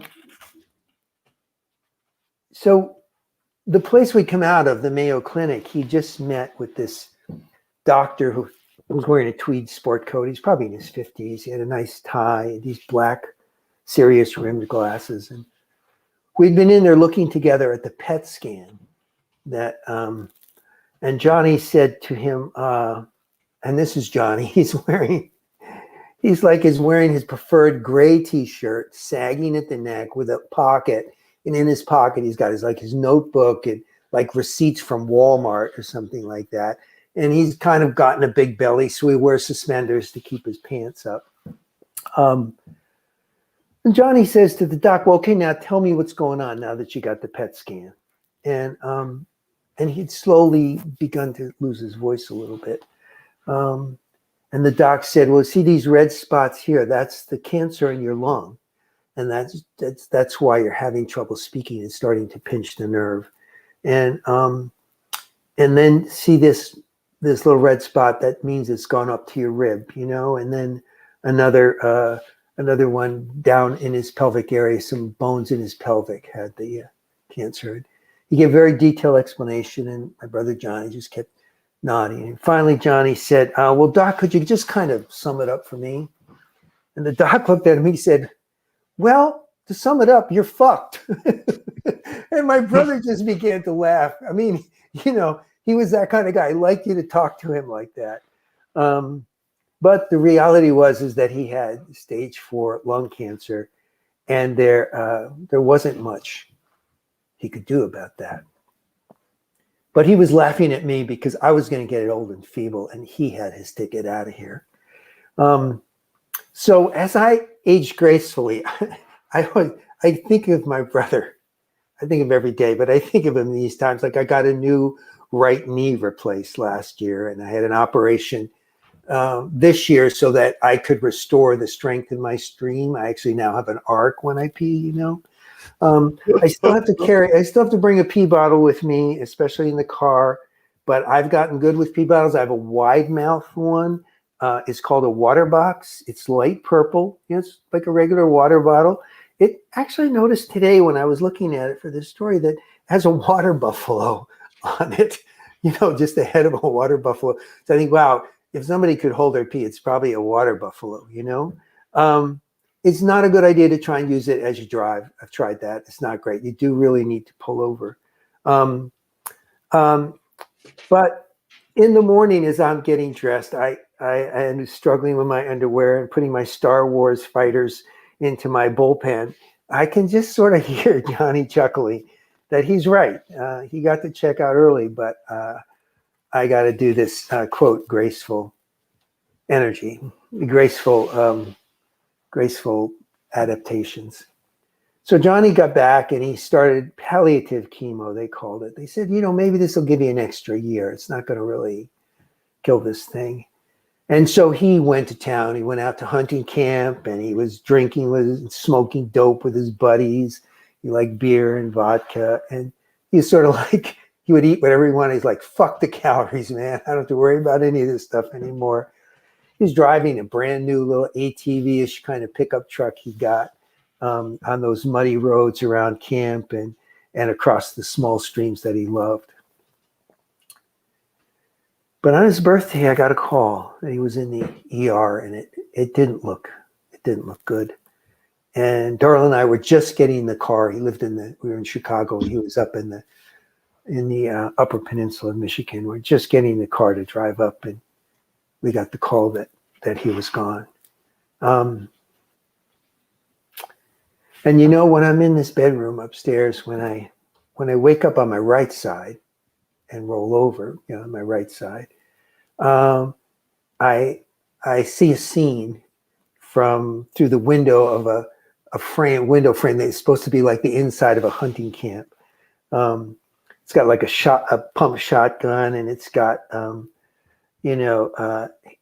deer antler's head on the log wall, and and there's a place there, something was broken off. I got it at a junk shop, and I give it to as a gift. It actually is a little tiny light bulb battery and little light bulb, so you could lay this scene. It's like plaster. I had never seen anything quite like this before, but I know they're prevalent in junk shops. And but through the window, I put a photo that I see when I wake up on that side of Johnny and I. And it's like you're looking out of that cabin window. And there's like a stunted pine tree, just a little short pine tree. And I'm standing up, and I'm probably 14 and he's 12. And we've actually conquered this peak. I don't think it was much of a peak, but for us, it was like a big deal. And I'm holding the top of his jacket, like the sleeve of his jacket on one part of the pine.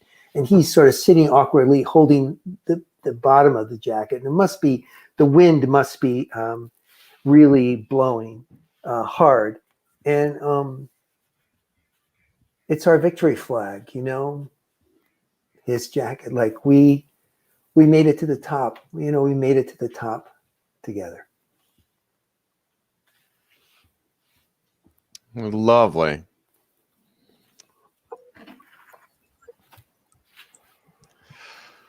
So there's a lot there. It was 12 minutes. Oh, it was. Okay. I'd like to chop it down. How did it feel telling that one? Well, it was kind of, I just put it together this afternoon. It's the first time I've told it. So, yeah, pretty emotional underneath, but it felt good. Good. Good. Good, Yeah. and I know it needs work. I mean, I felt good telling it and sharing it with you all, but I know it needs work. Chickadee 93. I enjoyed the early mention of the brother because of the subtle way it introduced the character, didn't give away too much. It was waiting for the other, so I was waiting for the other shoe to drop. Mm-hmm. Also, congratulations for getting your arc back. Another comment. I am so proud. Yeah, I think we can all get behind that. Yeah,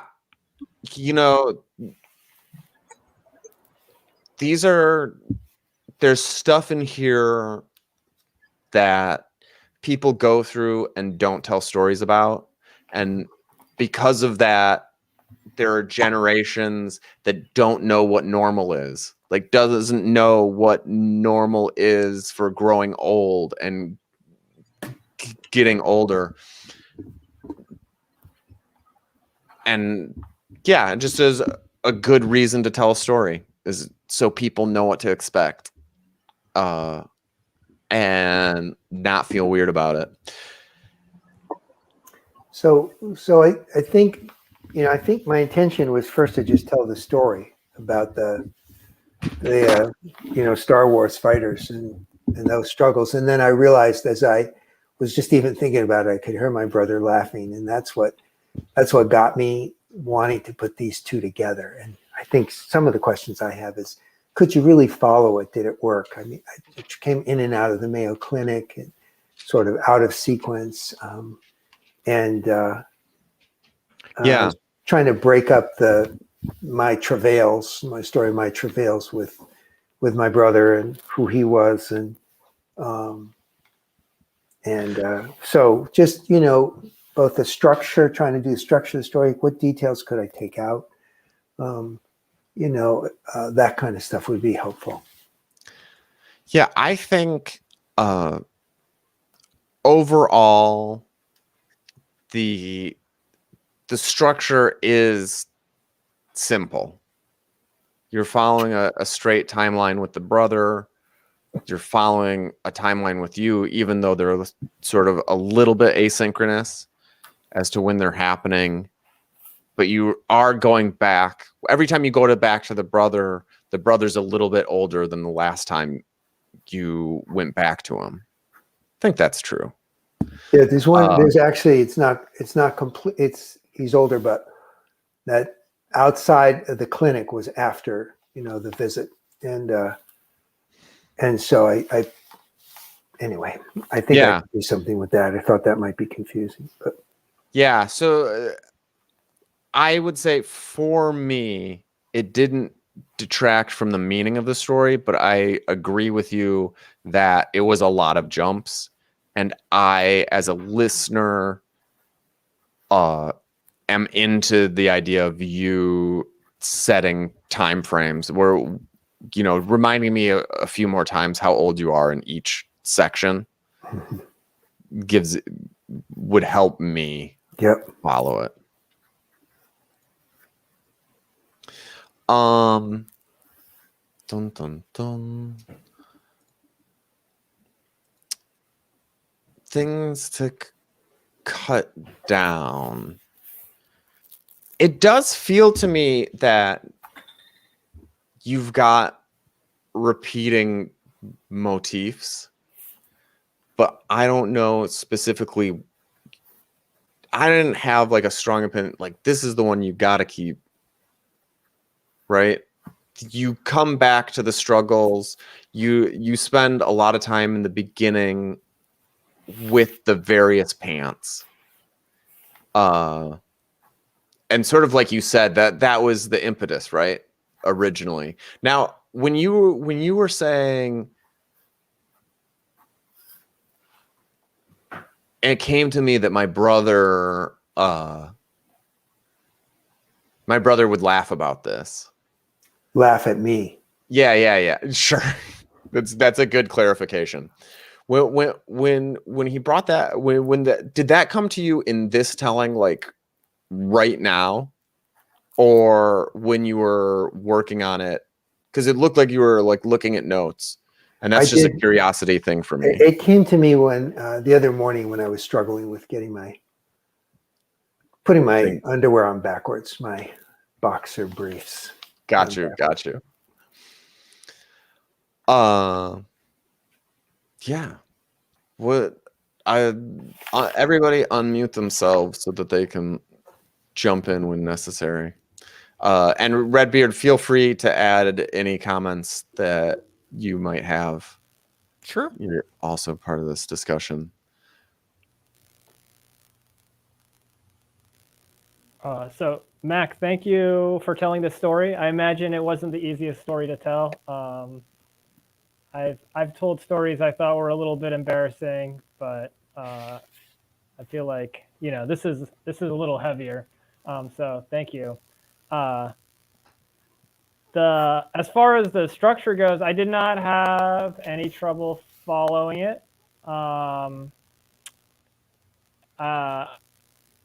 We talk about like where should we start, and often as close to the action, sort of near that climax maybe. And I think you have a very powerful scene with your brother at the doctor's, which of course you don't want to give that away, but you could. I was thinking you could, what does that mean, doctor? Right? That question, you don't even have to tell us who's asking it, right? That would be a place that would hook us immediately, and then you could transition to the underwear. That's sort of something I was thinking about it when you asked about the structure. And what to cut, a little bit of the history of the underwear, because it feels like you're trying to get to the X-wing fighter there, right? That's the important thing that we need to know about. And certainly, the struggle to put it on, that's a good lead-in, but I don't know if we need to know that they're from the Duluth Trading Company and all that, but I don't know. Sometimes, some details are important and some aren't, and that's definitely not my forte. So I'm sure everyone else will have a thing, but that felt a little long until I knew where it was going. I got you. Yeah. And then I was thinking when you and Dan were talking just now, if you're jumping, especially like I really like those waking up in bed. You had two where you're waking up and what you see. And I thought that was like a really good transition where you just paint us the scene, right? We know exactly where you are because you're telling us exactly, and that helps to ground us and it gives us that detail. And it really just felt to me that I was like transported there, especially like waking up in bed and seeing those familiar things. I think that's an experience we all have, or the opposite, where we wake up somewhere and it's unfamiliar and you're completely disoriented. Yeah, I don't know if I have anything else. There's an interesting thing that happens when you're struggling with these pants for a while and you've given us this description of what the issue is and that you're sort of the leakage, and then your brother comes in and says, I told you were going to get old. I got out when I was crisp, and so I don't have to deal with these worldly indignities. And that gives us permission to laugh. And I liked that. And I like, it's a very interesting cocktail there where we have permission to laugh about that. And you're growing old and thinking about mortality.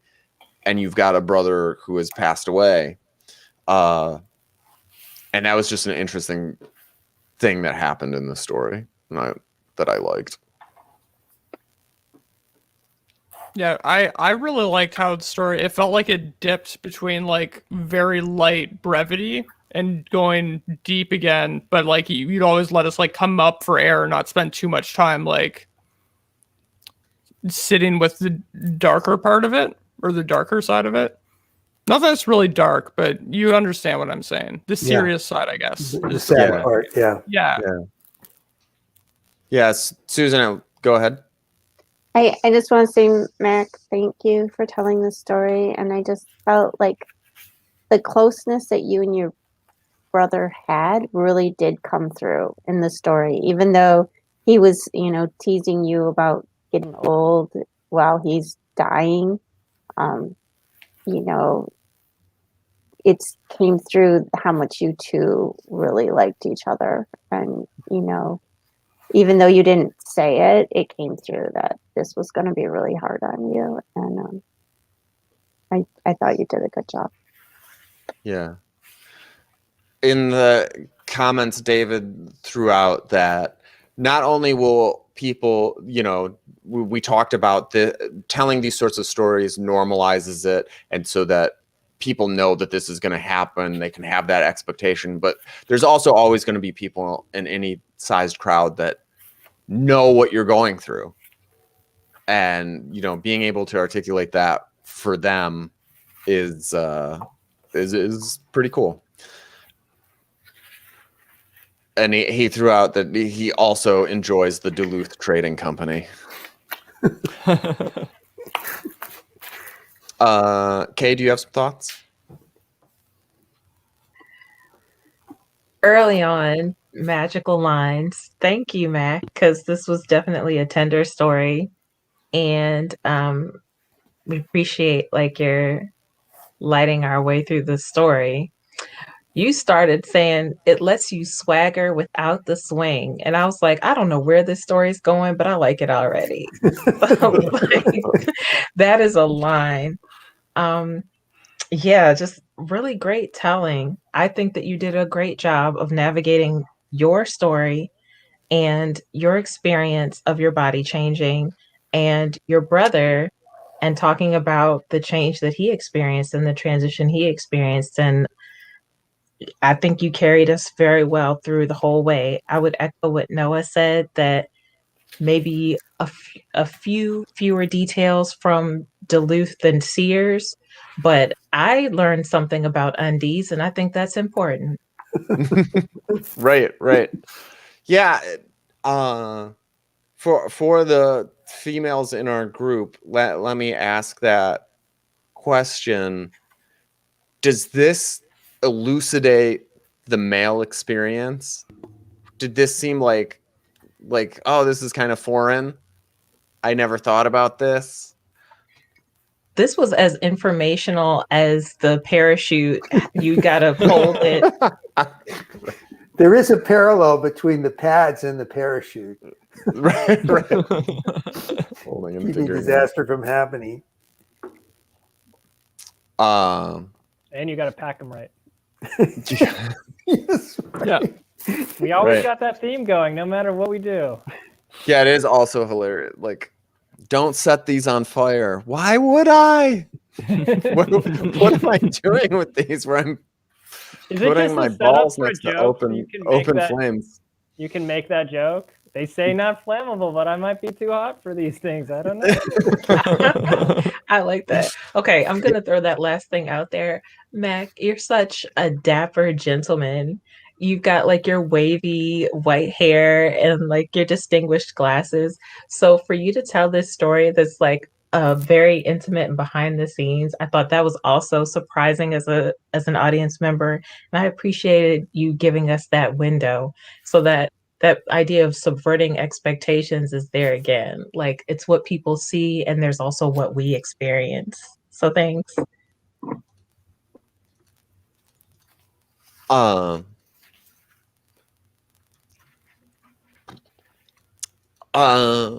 Yeah. So let's think about cutting and ways to restructure. One of the things that this line of talk gets me thinking about is one way to go about it is we could play around with like, how would we make this funny? What if this was just a bit? And then if we spent, you know, when you're alone with this, I don't think we're going to do it here, but that might be one way while you're working on it, is just like spend an hour being like, what would this look like as a comedy bit? How would I map this out if I was just turning this into joke? And then some of that could filter in. Yeah, you could easily like elaborate more on the pee bottle stuff, because that part was very funny. The wide rim and the different trying out different shapes, maybe which shapes worked, which ones didn't.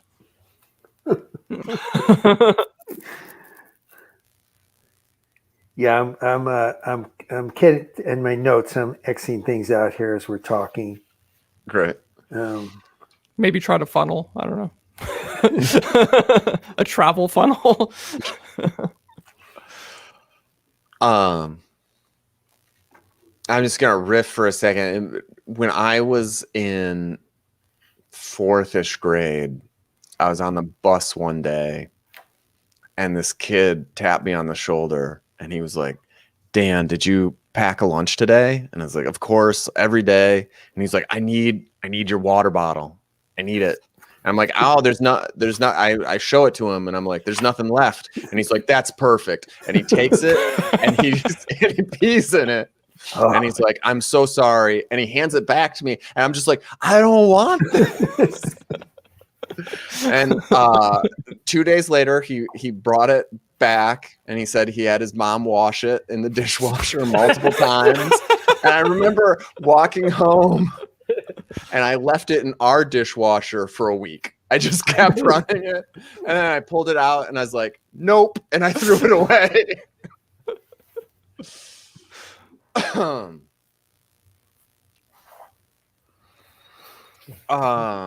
So yeah, what with a second telling, what are some cool things that we could do with this? I am open and looking actively for some suggestions. I think that I've maybe got some ways to just cut it down and say, like, what's a 5-minute version? But I would like to hear if people either in chat or amongst the crew, what are some like novel ways that we could go about just playing with this?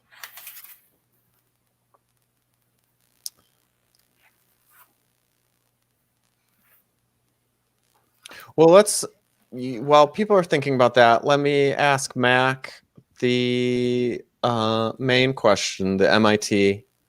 What's the most important thing? I think the most important thing here is really the relationship between me and my brother. And the fact that he still is commenting.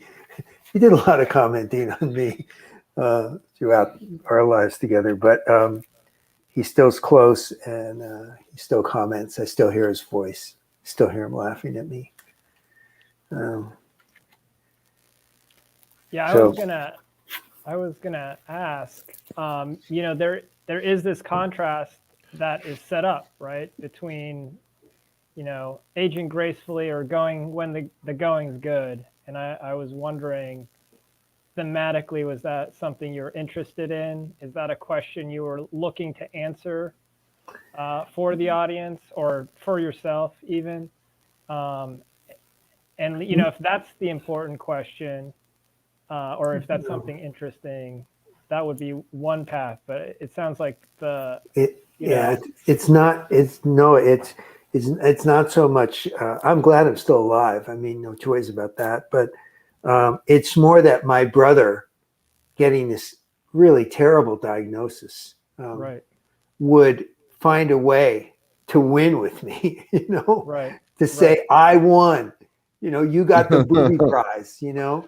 And he was so much like that. He would be really competitive. He'd say, you know, I'd say, oh, you know, Mom sent me $20 last week. He said, oh, really? She sent me 50. So, you know, there was always this kind of competition, like we were in college or whatever. We both went to college, the same college for a while together too.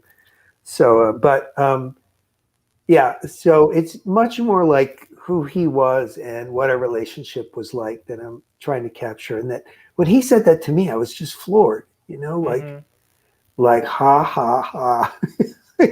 Yeah. So and Can maybe I always can get play the that up a zinger. little stronger too, like Yeah. just Right. what the fuck, Yeah, Chickadee threw out a good suggestion, which is if you're looking and you're in that range of like playing with the story and it's the really rough draft, sometimes what you can do is go to structures and just say, what does this look like in a different structure? What if I, do a wavy structure, maybe graph it out or whatever? The suggestion specifically that she put out is just to say, I'm going to go do 2 flashbacks and only 2. And what does it look like there? And if I give myself just a little smaller space, how does that change it for me? And helps you realize what you're going to prune. And once you do that, you can see, oh, I shouldn't have taken that out, or it works even without it. Yeah. So I think that's brilliant that you brought that up. Here's a thought from me as Peanut Gallery, is to do something sort of totally different. What if you did a round of, just a quick 3-minute thing, my brother's greatest hits, and you just tell little jabs that you can think of and moments with him. And as you think about that as a possibility, I'm going to say another thing, that when you said the most important thing is this community between me and my brother, and the dynamic and the camaraderie there, I was really interested in that dynamic of how he still exists, and how when people pass away, there's so much like they're still here because their memory is so strong, and their spirit, depending on your religious feelings, a part of them still exists in the universe. And it's like, it's very touching to have that. So I think that dynamic was really cool in this, and there might be room to talk about it explicitly, that, even when someone's gone, their stories remain, and it can hold you very tightly, and it's still very poignant. But even not explicitly, that came through for me. So yeah, what of these, I think we could play around with a lot of them, of suggestions for messing around with it. What do any of them resonate with you, Mac? Well, I think the best thing I can do with this for the next telling is to just cut some stuff out and and simplify some of the structure and the timeline, and sort of see how that goes. If that's still, do you feel like you've got a thread for it? Yeah, good enough. All right, I'm gonna pin you and let you rip. Fake it till you make it, right? Perfect. So I'm going to look at my notes here a little bit, just so you know. But and I've changed some things around, but I want to just tell it. So I'm sitting on the edge of the bed in my bedroom, just upstairs, and I'm struggling putting my underwear on, and I realize I've got that underwear on backwards again. Not the first time it's happened. See, these are kind of newish underwear for me. I've been working with them for a while, and they're called. I usually just wear regular boxer shorts, but these are called boxer briefs, and they're a little bit elastic and they're kind of tight on me. And these particular ones are made by a company that they have a pouch on the front that they call a bullpen, and they say it sort of lets you swagger without the swing, and they have a lot of that kind of stuff to promote them. And as I'm as I'm struggling to get these on and figure it out, and I can hear my brother Johnny laughing somewhere.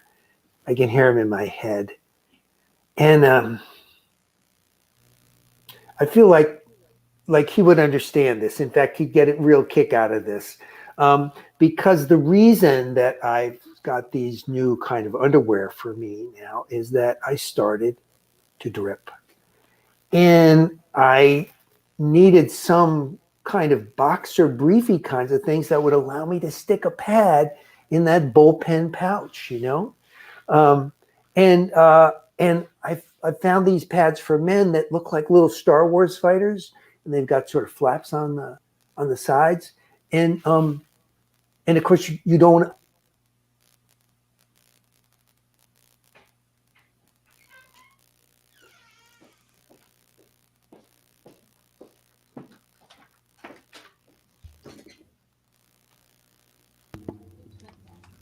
Oh no.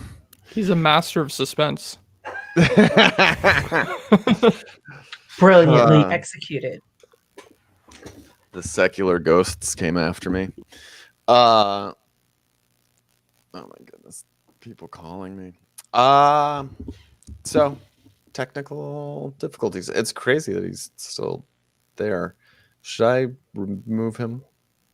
That's what we're gonna do. Yes. All that I'm gonna say all that talk about pee. This is the first show that I've been like, I have to pee. And I also I was like, I get a little bit dry at the end of the show. So I was like, I'm bringing 2 glasses of water this time. And then it was a bad idea. That was funny. Thank you, Noah. Good timing.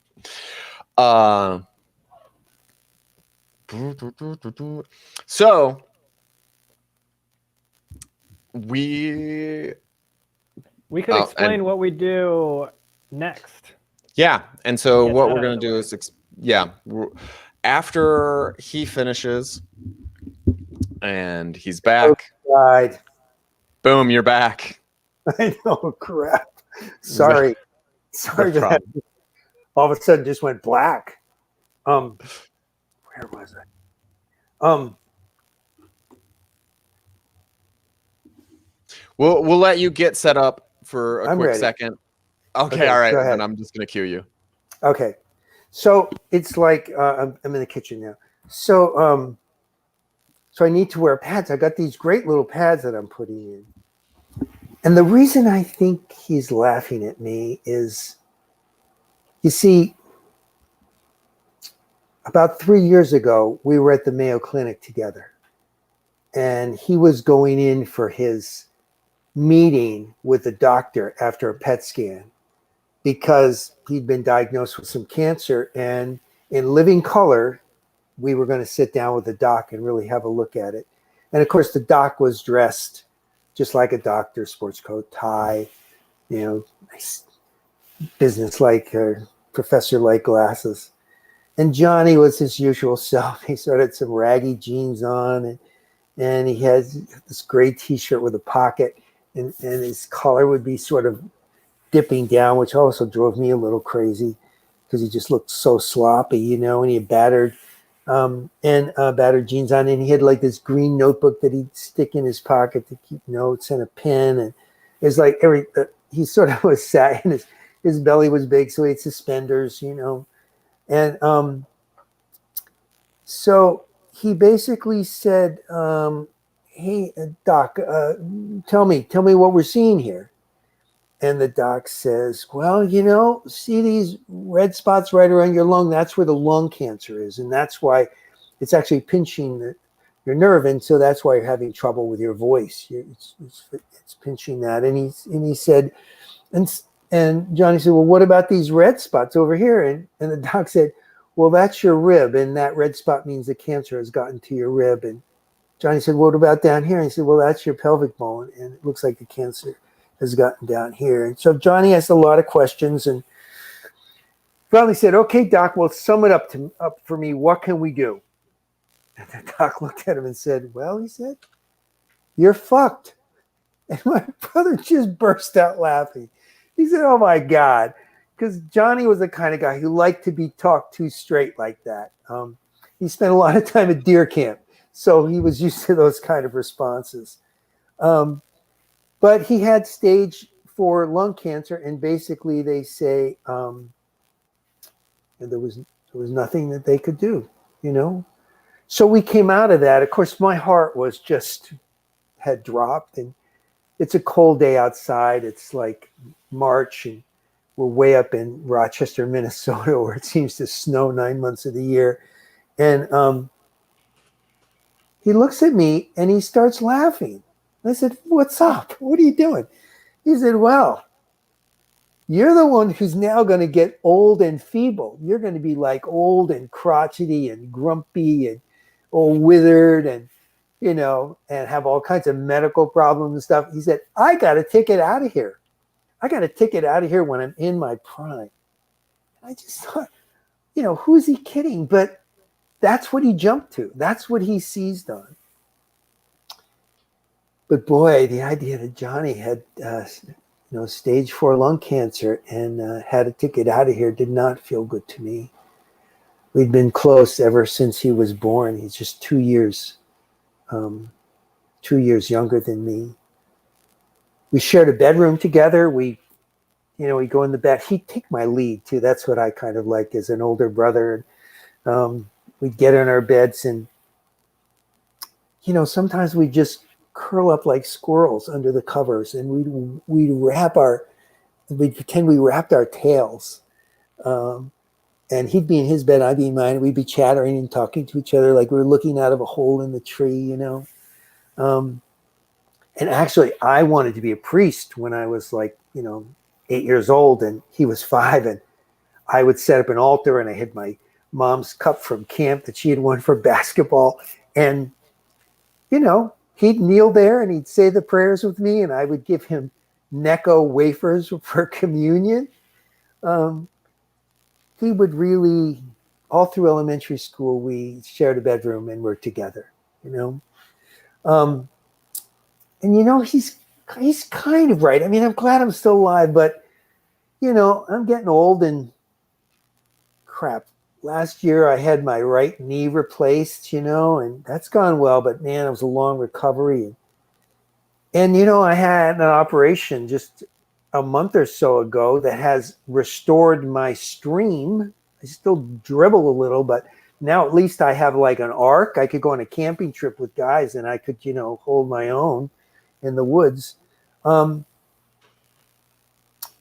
as I tuck these Star Wars fighters into my bullpen, I can just hear Johnny just chuckling away like, "I told you so. I told you so it was going to happen this way. You're the old and feeble one." Well, after he got home up in the Northeast Kingdom, Johnny started this called palliative chemo. He found some hope that just might make his life better and extend his life a little longer. He was hoping maybe he'd be able to go out to hunting camp for a full 12 months before he actually died. And he went out to hunting camp as soon as we got back, and he spent a lot of time out there drinking and smoking dope with his buddies, and you know, he loved vodka and beer and eating what he wanted. Like, it was like, fuck the calories, man. I don't have to worry about this anymore. He bought a new ATV kind of pickup truck thing so he could drive around because he wasn't that strong to walk around anymore. And drove those muddy roads up at camp and across the small streams that he loved. But I got a call. It was his birthday, late May. And he was in the ER, and it didn't look good. And, well, just before Darla and I were jumping in the car in Chicago, and we got the call that it was too late. He was gone. So in my bedroom, where I struggle with my, you know, getting my boxer briefs on right and getting those Star Wars warriors in the right place, if I wake up on my right side, just right next to me, I see something I gave Johnny as a joke. it's this sort of plaster tacky scene, like you're in a hunting camp, and it's got a shotgun against the wall, and it's got like a mallard duck for a decoy, and it's got a canteen and a deer's head on the wall with antlers and stuff. And there's something broken off. I mean, I got it in a junk store. It was just on a shelf with a bunch of things. And I actually put a deer in it and made it look like there were a bunch of bull shots. The shotgun had shot through the window at the deer and missed him completely, you know. But now I put a picture in there that I found. And it's of Johnny and I, and we're at the top of what we would think of as a mountain. I'm sure it was just sort of a small mountain peak somewhere. We like to hike together. I'm probably 14, he's 12. And there's a stunted pine growing up, and I'm holding his jacket, the arm of his jacket at the top of the pine, and he's kind of sitting awkwardly at the bottom, and he's holding the bottom of it. And I'm sure the wind is blowing like hell, and that's why we're holding it there, because we've made it to the top. We've made it to the top together. And that's like our victory flag. And I think that's what we always hoped, is that we would make it to the top together. And he just beat me to it.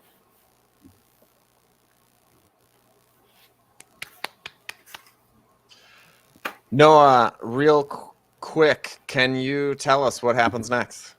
So what happens next is that one of us is going to retell one of the two stories, and we do that for two reasons. One, so that you and the original teller, see what the difference voice can make. Every person has their own voice. They're going to tell every story, the same story, differently. And the second thing is, we think it's extremely important to feel heard. I think it's very gratifying to hear someone retell something then you know that they were really listening and they were really looking for the truth in that, and they're trying to convey that again. So who is our reteller today? I am on deck, and I'm going to throw it out, though. Does anybody feel super compelled that they want to be the teller this time? Checking heads. All right. Then I'm just going to go into it.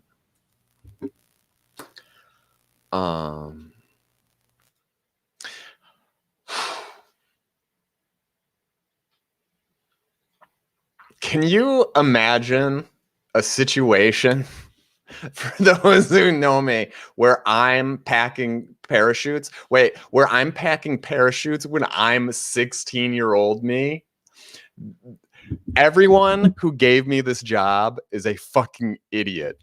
I was a madman as a child. What had happened was my dad had gone through this messy divorce, and then he went bankrupt while the divorce was going on. And I just looked at him and I was like, you are gonna go crazy. And he went crazy, and he started doing all of these sorts of crazy ass things. One of them is parachuting nonstop, because when your life falls apart, maybe you need to take life by the balls. I don't know. So anyway, he starts parachuting all the time. He gets me a job there when I'm like 14 years old.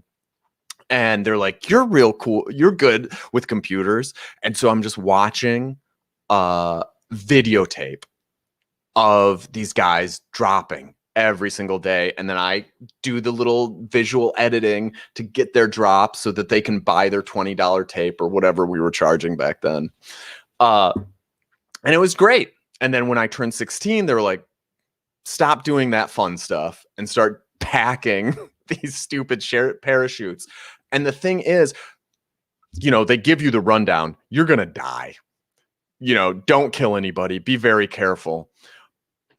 But the crew of people that they have come and bring these things and pack them all day, because just everybody wants to parachute because everybody's crazy. That looks like fun, almost death. I do 100 of these parachutes a day. Throw them in.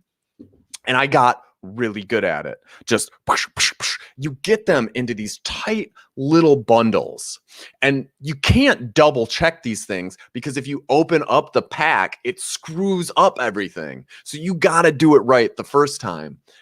I'm looking at everybody around me. They will roll these things up, throw them in there, and they're all like, well, the wind catches them. They're built to enter regularly, but I am fastidious for a 16-year-old. And so I'm like doing the best I can. I pack them up, and eventually they say, do you want to go for a jump? I do. I get to jump with my dad. My dad's now been doing this for years. He has a special title because he's done 10,000 jumps. And we go, and he grabs a pack, and it's my pack. It's the pack that I did. And I tell him, I'm like, you chose one of mine. And there's a little bit of pride in there for me. And he says, well, let's hope it opens. I'm free falling for a minute as I go through the hundreds that I had been packing to be like, did I pack this one correctly? And he pulls the cord. And I don't know if I didn't pack it correctly or what happened, but it spins us out because it's all tangled. But I've watched 1,000 of these things and nobody's ever died.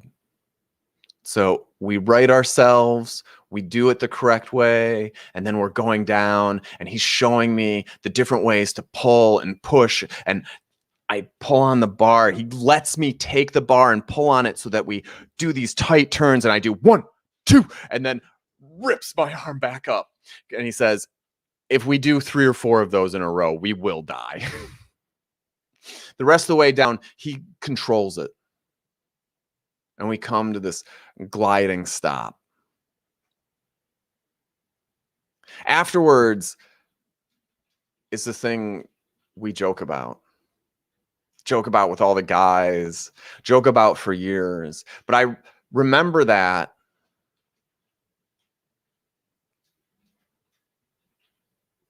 my crazy ass dad getting me that job and just feeling safe even in dangerous moments. Thank you, everybody, and good night.